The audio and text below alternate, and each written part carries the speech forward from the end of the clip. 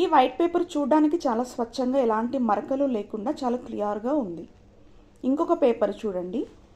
ఇది కూడా వైట్ పేపరే, కానీ కంప్లీట్గా వైట్ పేపర్ అని చెప్పడానికి లేదు. ఎందుకంటే ఈ పేపర్ పైన పడ్డ ఈ మరక వల్ల.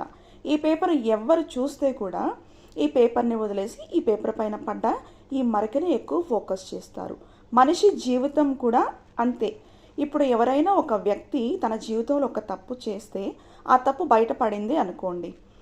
ఆ బయటపడ్డ ఆ తప్పు వల్ల సొసైటీలో కొంతమంది వాళ్ళని అవమానిస్తూ, నిందిస్తూ, చీకొడుతూ వాళ్ళని దూరం పెట్టేస్తూ ఉంటారు. కానీ తప్పు చేసి కూడా కొంతమంది వాళ్ళ తప్పుల్ని ఇలా బయటపడకుండా జాగ్రత్త పడుతూ ఇంకొక వైట్ పేపర్ ఇలా కవర్ అయ్యి ఉందో అలా వాళ్ళ తప్పుల్ని కవర్ చేసుకుంటూ ఉత్తముల్లాగా చలామణి అయిపోతూ ఉంటారు, వాళ్ళ తప్పు ఎప్పటికీ బయటపడకుండా.